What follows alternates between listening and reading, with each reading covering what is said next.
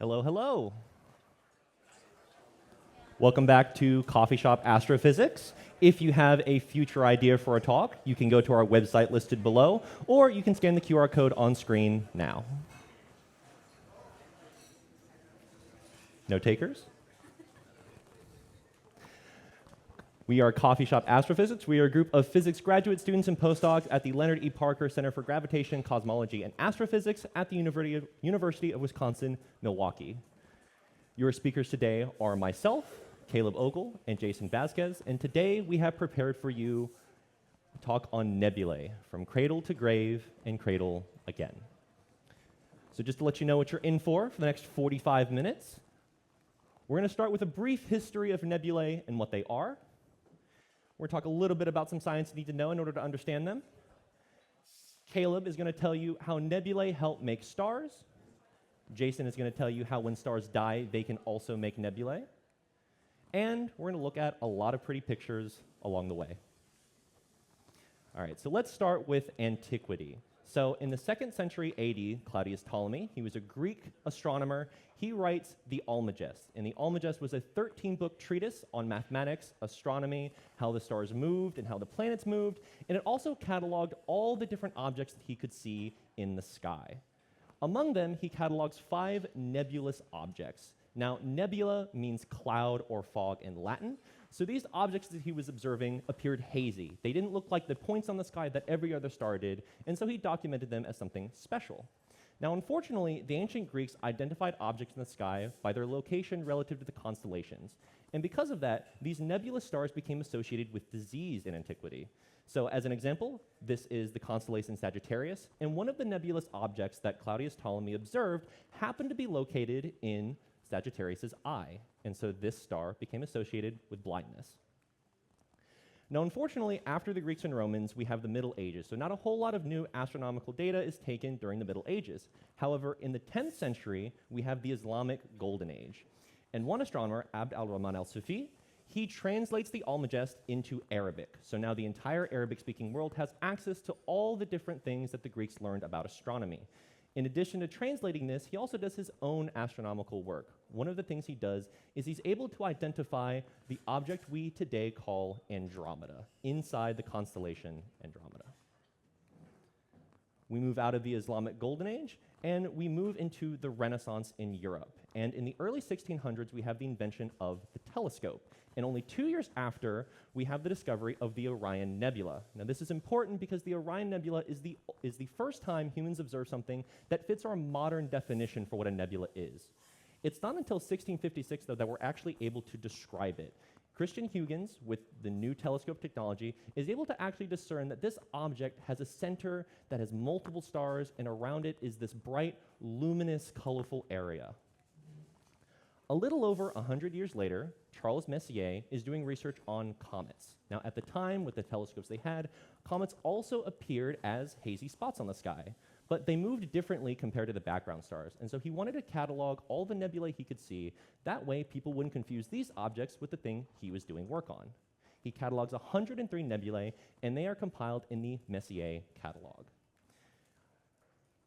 He didn't mean to do this, but he starts a precedent of trying to catalog all these different extended objects. And in 1802, William Herschel and his son are able to catalog over 2,000 nebulae. By 1888, J.L. Dreyer is able to bump that list all the way up to 8,000, and these nebulae form what is today called the New General Catalog, which we still use to identify objects in the sky. By the end of the 1800s, the number of nebulae we've observed has gone to over 10,000. Now, our definition here was just some hazy object in the sky. So we're going to play a game. We're going to see if we can identify these objects as either nebulae or something else. So we're going to start with M34. The M just means that's its number in the Messier catalog. So do we think M34 is a nebula?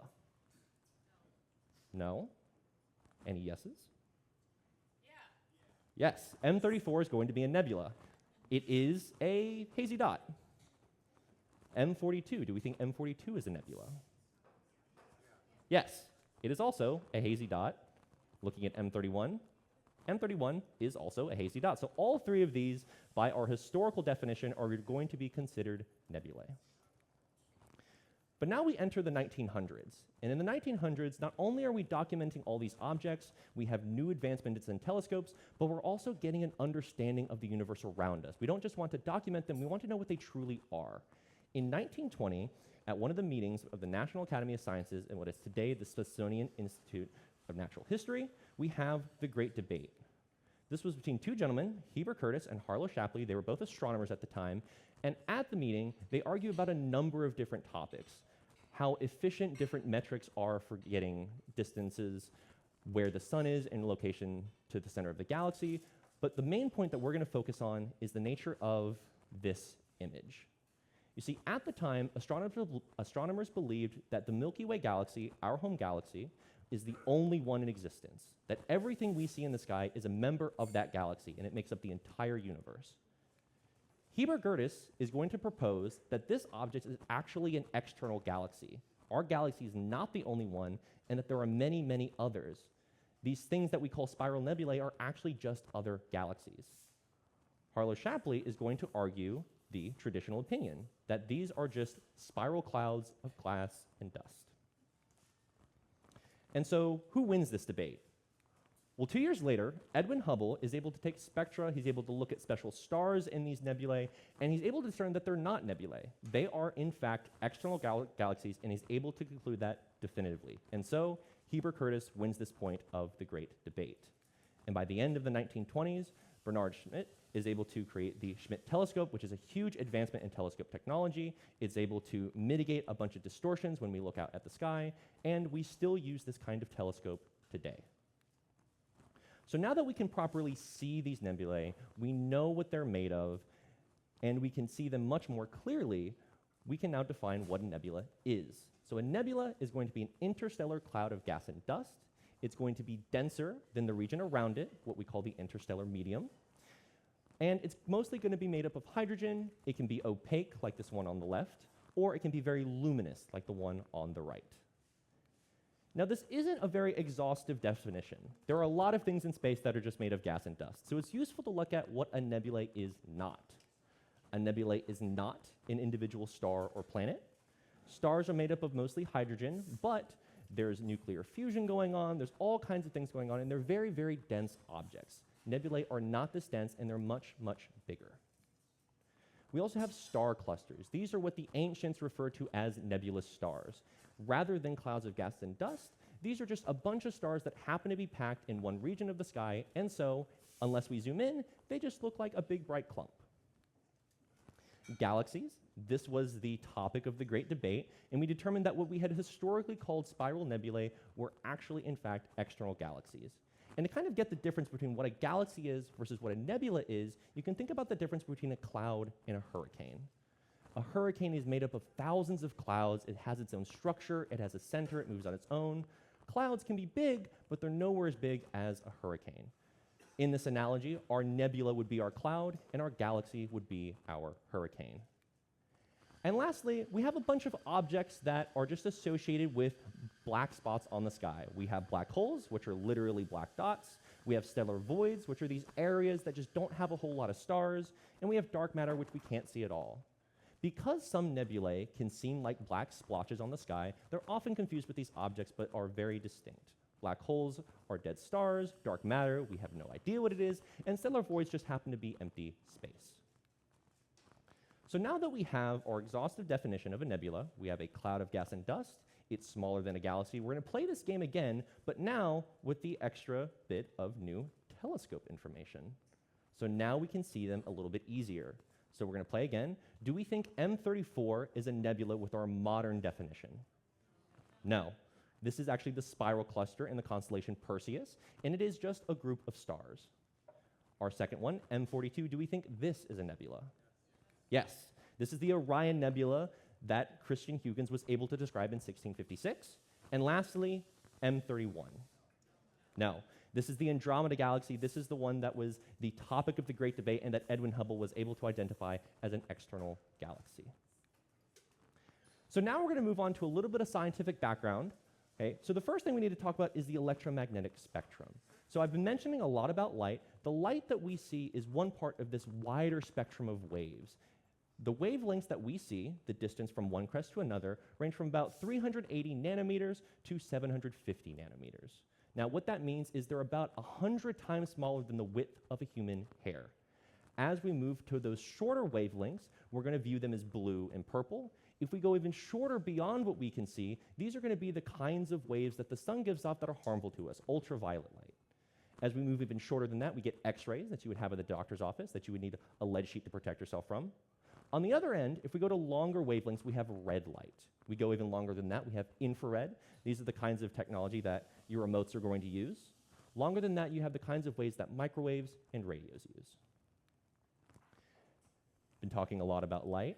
And there's a distance that we're going to use a lot in this talk, which is the light year. This is the distance that light travels in 1 year. And to get a kind of handle on what that means, 1 light year is equal to 6 trillion miles. Now, it's spooky season. There's pumpkins everywhere. So if you want to imagine this in pumpkins, it's actually 30 quintillion pumpkins stacked next to each other. I'm sure that's a very easy thing to visualize. Right? Comparing it to other astronomical distances, the distance between the sun and the Earth is about 8 light minutes. 60 minutes in an hour, 24 hours in a day, 365 days in a year. The scale of a light year is many orders of magnitude bigger than the distance from Earth to the sun. Our next closest star, Proxima Centauri, our neighbor, is 4 light years away. So these nebulae that are on the scale of light years are going to be more comparable to that distance.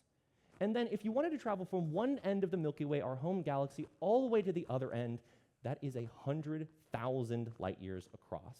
So when we said earlier that galaxies are much bigger than nebulae, this is what we mean. In continuing talking about light, we need to talk about how light reflects, how it moves through our nebulae. So blue light, that was our shorter wavelength light. Because it happens to be on the same scale as the particles that make up our nebulae, they're going to scatter very frequently. They're going to hit the particles and they're going to bounce off and go in all directions, like we can see here. What this means is that if we're looking head on to a nebula, the red light is going to pass through it and it's going to appear red. Now, this reason that blue light scatters off and red light goes through, this is why during the daytime the sky looks blue. We have all the light that scatters in the atmosphere and it appears blue because blue is what is going to reflect. But then as the sun sets and the light has to travel through more and more of the atmosphere, it's going to appear red because that's the only light that can make it through. We call this process Rayleigh scattering. Now, if the light or other particles like electrons happen to have enough energy, when they bump into our atoms, they can sometimes strip off the electron. This stripping off of electrons we call ionization. Now, we said nebulae were mostly made up of hydrogen, and so we're mostly going to be concerned about hydrogen being ionized. Now, it just so happens that of all the different wavelengths that can be created, when electrons finally calm down and they recombine and they emit, here we go. When they finally emit, one of those is going to be much brighter, much more common than the others. This series that we can see is called the Balmer series, and this central red line that you can see that is very bright is our hydrogen alpha line. Because this specific emission is very, very common, is very, very easy to see, whenever we have a nebula that happens to be emitting from these electrons calming down, it's going to appear red.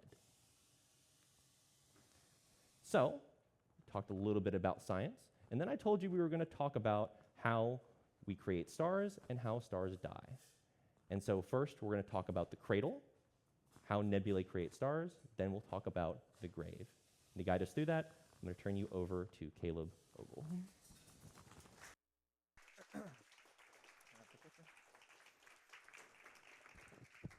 All right, hello, hello. Thanks, Calvin. So as Calvin said, we've had our science lesson, we've had our history lesson. Now we're going to get to look at a lot of pretty pictures and talk about some actual nebulae. So we're going to start by talking about the cradle in this metaphor of nebulae going from cradle to grave and cradle again. And when I say cradle, we're going to be talking about star-forming nebulae. So there are 3 kinds of star-forming nebulae that we'll talk about. They are dark or absorption nebulae, reflection nebulae, and emission nebulae. So notice we're classifying them by how they interact with light. So these are all star-forming nebulae, so it's worth quickly mentioning how stars actually form. So remember, these nebulae are just large clouds of gas and dust, right? So they have all of these particles within them. all of these particles are pulling on one another with their own forces of gravity. So as they pull on each other with these forces of gravity, they start to collapse a little bit. And as they collapse, the temperature increases. And if there's sufficient stuff in our clouds of gas and dust, the cloud can collapse further and further, the temperature can increase more and more, and we get to a point where we can have fusion. And once we have fusion, we have stars. So that's exactly what we're seeing in this GIF. We start with a kind of cold and diffuse cloud of gas, and in the center, there's enough stuff, there's enough density for it to collapse down and down, the temperature increases more and more, and we get a little baby star in the center violently spinning around. Okay?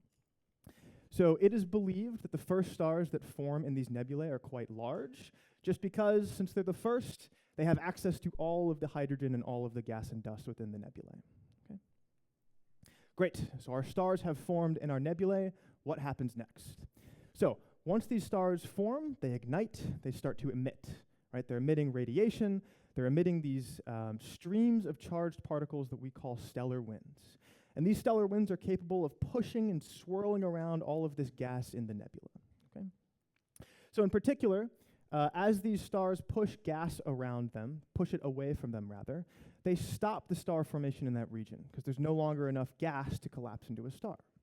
But instead, as that gas moves across the nebula, there may be new regions in the nebula that can now form stars, because now there is enough mass. So one star ignites, it pushes gas around, that causes other stars to form in the nebula, and it's a little chain reaction. Okay? So what we're seeing here in this GIF is one way that these stars can interact with their surrounding material. So this is actually our own sun, and what we're seeing are these giant looping explosions that we call coronal mass ejections. These are just explosions of plasma in the sun's corona that are ejecting these charged particles. And an interesting thing about this particular CME is that the particles were ejected at a speed of around 1,200 kilometers per second, which is around 2.5 million miles per hour. Yes. So these stars are moving gas at incredible speeds with incredible energy. And we can see this happening not only in our own star, but in actual nebulae themselves. So this is the star LL Orionis. It's located in the Orion Nebula. And it turns out that LL Orionis is quite energetic, more so than our own sun, so it's producing a lot of these stellar winds. And you may notice this little arc to the side of LL Orionis. So what's happening there is that's the point where these very highly energetic, fast-moving stellar winds crashes into the cold and slower-moving gas and dust of the nebulae, forming this sort of shock front. This shock front is the same idea as the supersonic boom from fighter jets moving really fast through cold and slower-moving air. Fantastic.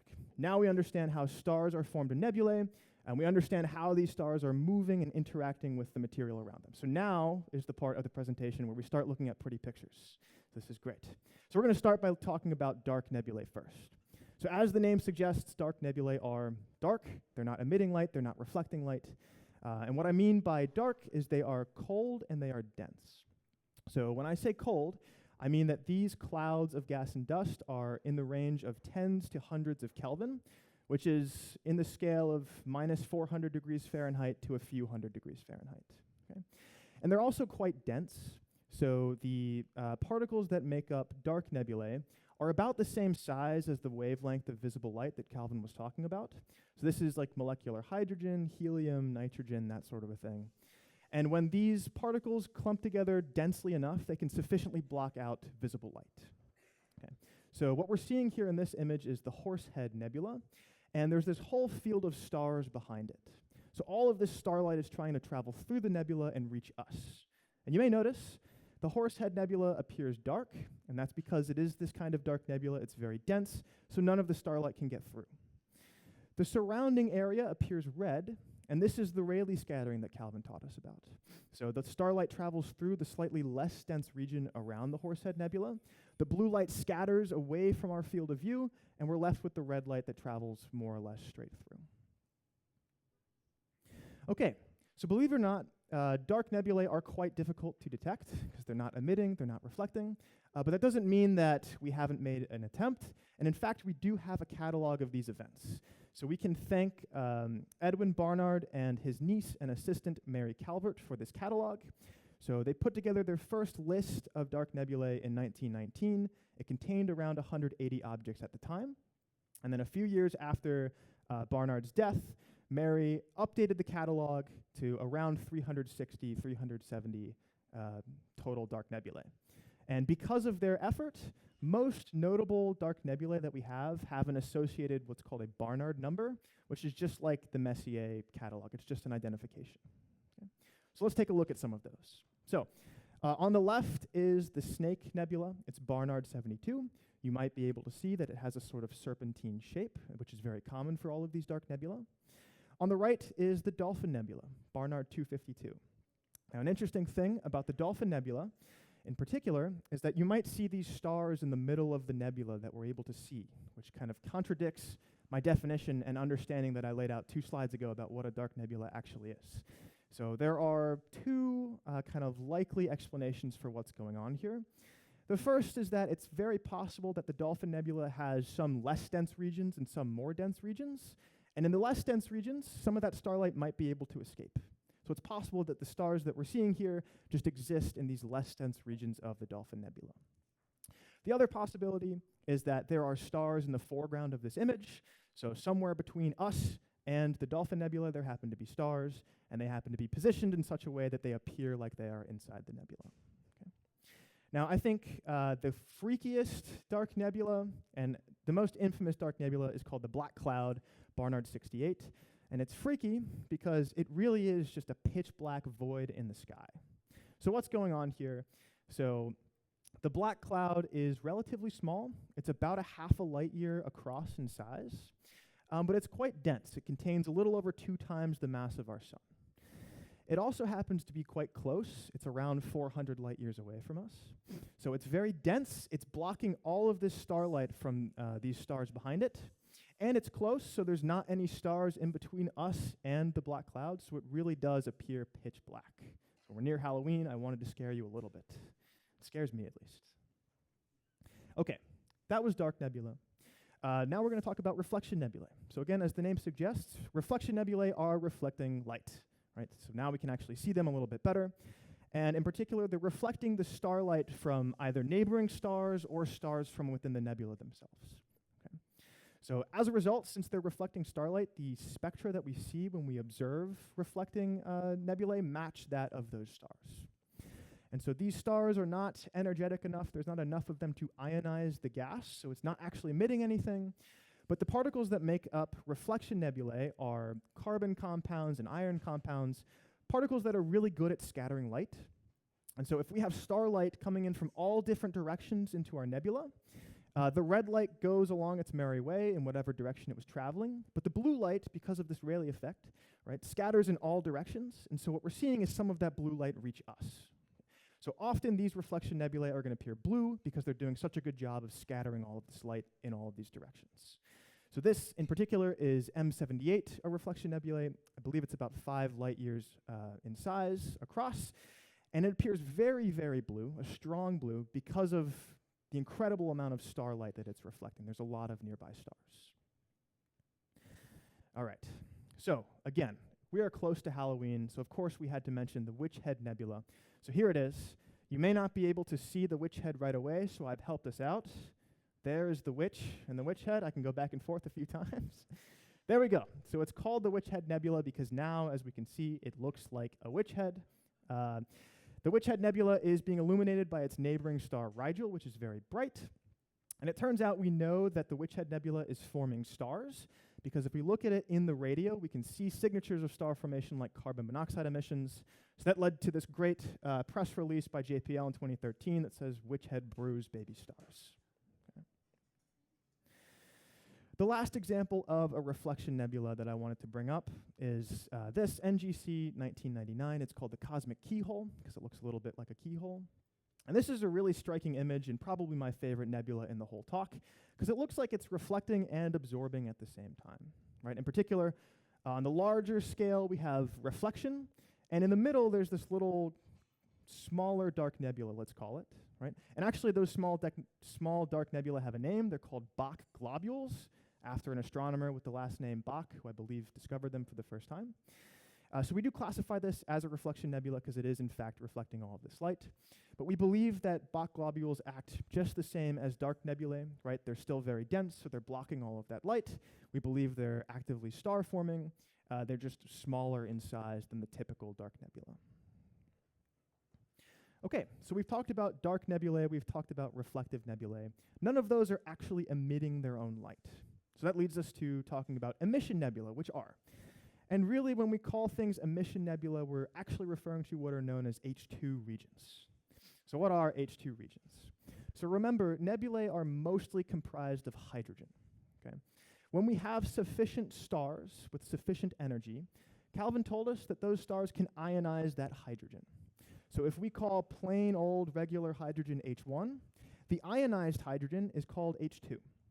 So these H2 regions appear very red because of that Balmer series that, again, Calvin told us in our little science lesson.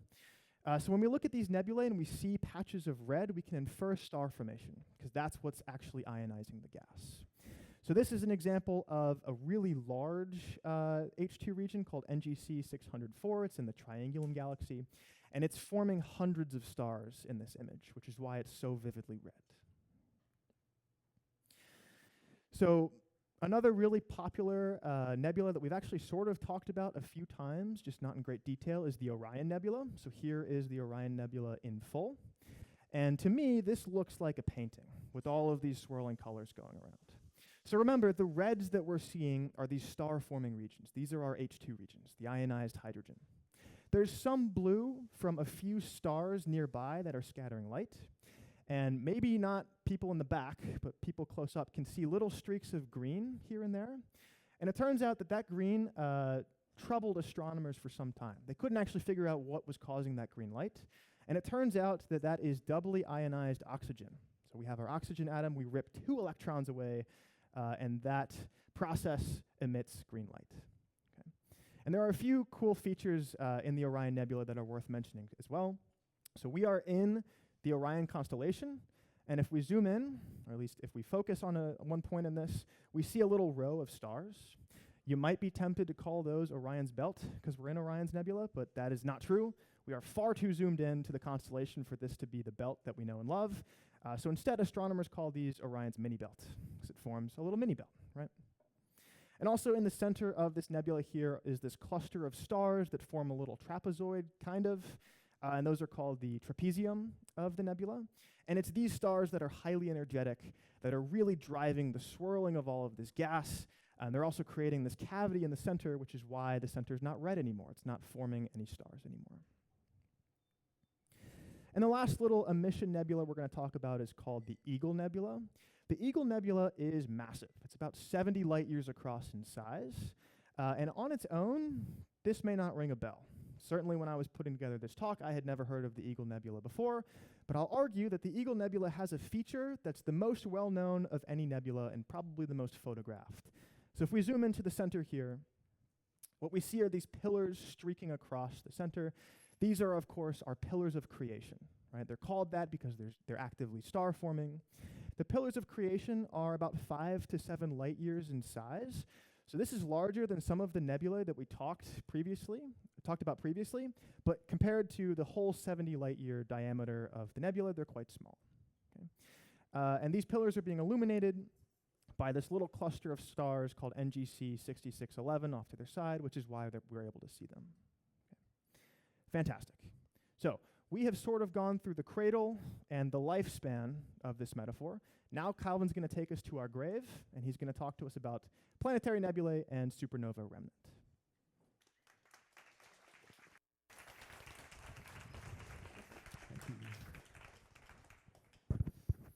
All right, hello. Can everyone hear me okay? Okay, so we've talked about the cradle. Now we're going to talk about the grave. As Caleb said before, I'm going to be talking to you about planetary nebulae and supernova remnants.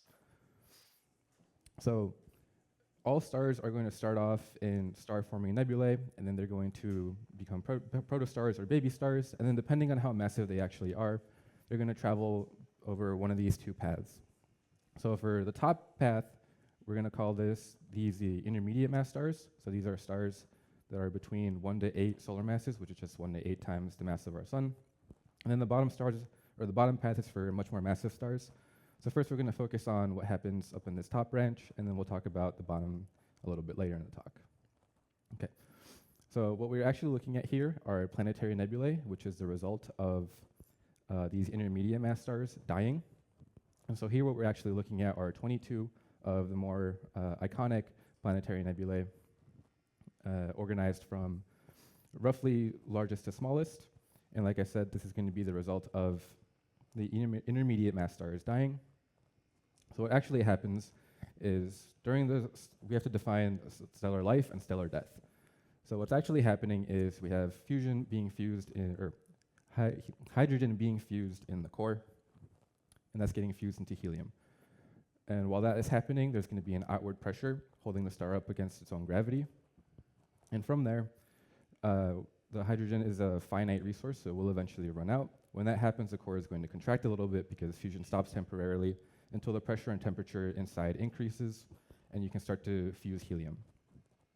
Again, helium is a finite resource, so while that's fusing, the outer layers are going to expand and it's going to cool down. So the temperature starts to drop, which makes the star red. So at this point, we have reached what we call the red giant phase. Once the helium runs out, once more it's going to expand as the core contracts, and then you're going to be able to see all of the gas on the outside just get ejected out. And what's left behind is what we call a white dwarf star. A white dwarf star is a dead star in the sense that there's no more fusion occurring, but it's still radiating away heat because it was still absurdly hot when the rest of the layers went off. And so at this point, what we can say is that the radiation from the UV, so the UV radiation is emitting away, and that's actually what is ionizing the gas around it. So in the center there, you should be able to see a white dwarf most of the time, but I will give an example when we don't have a white dwarf. So now we're going to look at two examples of planetary nebulae. The first one is going to be the Helix Nebula. The Helix Nebula is about 700 light years away, and if we assume a constant rate of expansion, it's going to be around 11,000 years old. We have two images here. The first one on the left is an infrared image from the Vista telescope, and on the right is visible light, so you're looking at the same object just in different wavelengths and different cameras. And what I wanted to point out is that you can clearly see a white dwarf star in the center there. And the UV radiation is actually ionizing the gas around it, and so we have oxygen giving you that green-blue towards the center. And as you move away in the outer layers, you have more and more hydrogen and a little bit of nitrogen, so I'll give you that red. And then we have a couple of properties that we can talk about for these white dwarfs. You can see that it's only 0.025 times the size of our sun, so it's extremely small. It only has about 70% of the sun's mass, and this is absurdly hot at a temperature of around 215,000 degrees Fahrenheit, whereas the sun, for example, at the surface is only about 8,500 degrees Fahrenheit. So this is absurdly hot, absurdly small, absurdly compact. The next example that we're going to be looking at is the Cat's Eye Nebula. So this is an image by the Hubble Space Telescope, but this has been heavily processed to really bring out those rings that we can see around it. So this nebula is about 3,300 light years away, and you can count at least 11 rings. So we don't actually know what caused the rings, but what we do know is that the whatever mechanism it was, it happened in spurts of about 1,500 years in between. So like I said, we don't know what actually caused it, but we do have a couple of theories. It could have been some magnetic cycle, not too dissimilar from what we have on the sun with sunspots. It could have been there was a binary companion orbiting around the star as it was dying that caused something weird to happen in the final moments of its life. Or it could have just been ejected uniformly like we would have expected, but then waves traveling through the outward material ended up causing the ring. And each ring is actually holding about the same amount of mass as all of the planets in the solar system, which sounds like a lot until I tell you that that's only about 1% of the sun's mass. So in reality, it's actually not that much mass. And I did mention before that most of the time it will be a white dwarf in the center. This, however, is not. This is what we call a Wolf-Rayet star, or I guess a dying Wolf-Rayet star in this case. So what this is, it's a massive star that has evolved enough to completely shed its hydrogen envelope. So all of the hydrogen in the outer layer just gets swept away, usually by really high stellar winds. And these are also absurdly hot. The temperatures on the surface range anywhere from 35,000 to 360,000 degrees Fahrenheit. Okay, so now we're gonna talk more about the more massive branch. So same idea, you're gonna have hydrogen being fused in the core. However, this mass range is more for 8 solar masses all the way up until 30. We think above 30, they just directly collapse into a black hole. And the result is going to be either a black hole or a neutron star, depending on how massive the star actually is. So what actually happens is the same as the lower mass counterpart. You have hydrogen being fused into helium. The hydrogen runs out, the core of the star contracts, and then the temperature and pressure inside raises enough to be able to fuse helium. Again, it expands, but instead of being a red giant at this point, we call it a red supergiant just because it's a lot more massive than the lower mass counterparts. And then, because of the higher mass, the temperature and the pressure inside of the core actually get high enough to where you can start to fuse heavier and heavier elements. So here I have marked the ones that are typically burned, and you can see that it stops roughly at iron. And there's a specific reason for this. The fusion of elements up until iron are all exothermic reactions, so they release energy, and that's what's holding the star up. However, when you get to iron, that's actually an endothermic reaction, so you need to put more energy into the system to actually get it to fuse. There's nowhere for these stars to get energy to do that, so if fusion just stops in the core, there's nothing holding it up from its own gravity, so all of these outer layers of material just coming down at free fall, and they rebound against the core, and they become the explosive supernova that we are going to see in this animation here. So this is a 3D animation, it's an artist rendition, and you can see that all of the outer layers are being swept out, revealing a core. That's usually going to be a neutron star or a black hole. And I keep throwing around neutron star, but I haven't defined it yet, so really quickly we'll just define it. It's just a really compact star where all of the protons and electrons have been smashed together, so all you have left are neutrons. And I said that white dwarfs were pretty dense. This is even denser.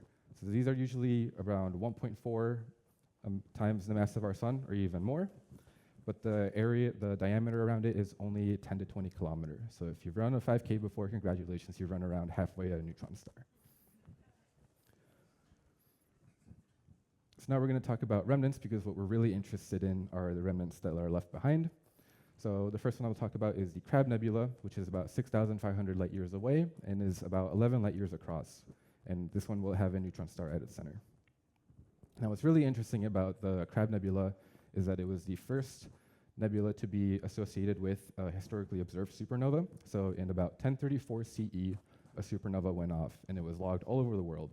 We had observers in Japan, we had Arabic observers and Mayan observers all take note of this. We also even had Chinese observers call it a guest star because it wasn't there in the sky before. It randomly showed up one day, stayed for a bit, and then it faded away. So they call it a guest star. And then in 1731 or so, a fellow by the name of John Bevis actually was able to discover the remnant. So if we zoom into the center here, you'll see that there are two stars next to each other, and we'll focus on this rightmost one. If we zoom in a little bit more, we'll actually see what they call the heartbeat of the Crab Nebula. So what makes the heartbeat is that this is a neutron star that is spinning really rapidly. We have a special name for that. It's called a pulsar. So this star is rotating around 30.2 times every single second. And so because of that, you have all of this material being swept outwards at around half the speed of light. So it's extremely fast.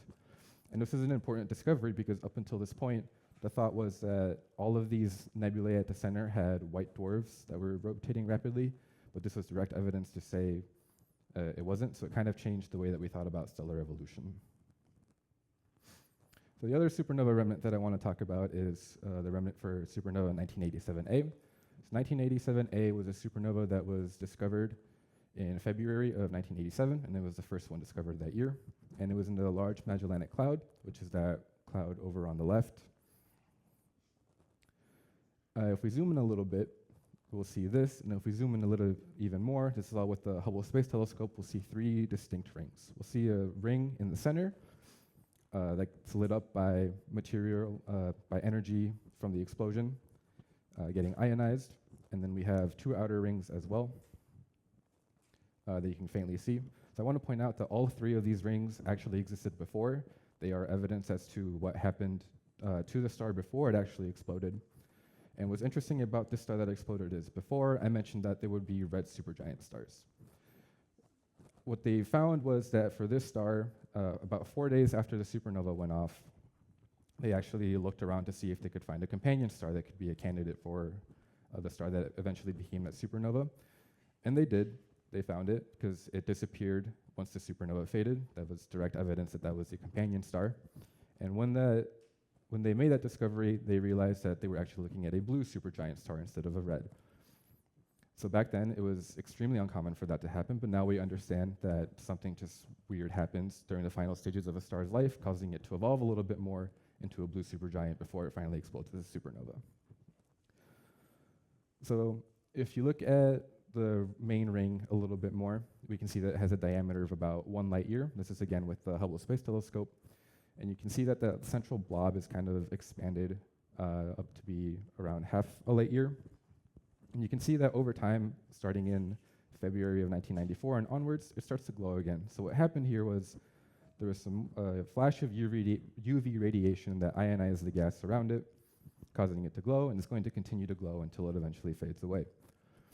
So I mentioned before that at the center, we should expect either a neutron star or a black hole. In this case, we should have a neutron star based on the progenitor properties, or the stars that exploded into that supernova. Based on its size and brightness, we would expect to see a neutron star, but you can't really see anything in there. And so we didn't have a whole lot of concrete evidence to say if it was or wasn't a neutron star up until around 2019, 2021. We got a little bit of evidence, but the main evidence that I want to talk about was with the James Webb Space Telescope actually last year in 2024. They were able to observe emission lines from that center, and the models that they matched it with gave mostly conclusive evidence that we actually do have a neutron star in the center, just as we expected. Okay, so the title of this talk is Nebulae from the Cradle to the Grave to the Cradle again, and I haven't yet touched upon why we say it's the Cradle again. And this is why. It's all a cycle. So all stars are going to start off as star-forming nebulae. It's going to either evolve into a sun-like star and a red giant, die as a planetary nebula or a white dwarf, or it's going to go down the massive star branch as a red supergiant, explode into a supernova, and leave behind a neutron star or a black hole. Now, by themselves, these explosions aren't going to be enough to foster stellar formation. It's just not dense enough. But the material will eventually travel far enough and for long enough such that it will coalesce with more gas and be able to form those dense clouds that we need for stellar formation. And also just by supernovae, the fact that they fuse heavier and heavier elements inside of it. We call it anything heavier than hydrogen a metal in astronomy. So all of these metals out there just make it easier for the cloud to collapse in the first place. So it's all a cycle. It's all going to come back to this. However, the cycle isn't infinite. We have plenty of galaxies that we call quiescent or red and dead galaxies, because all of the stars there are red, which means that there are older stars, because the bigger the star, the faster you go through your fuel. So these supermassive stars, which are blue, they will die a lot faster than the red ones, which the red ones can burn for billions and billions of years. And so eventually, the cold gas that you need for stellar formation will either get used up or it'll just get launched out via relativistic jets or something of the like. So it's a cycle, but it's not an infinite cycle. Eventually, it will run out. So with all of that being said, thank you all so much for listening. Our next talk will be November 15th. We'll be talking about space rocks and stardust.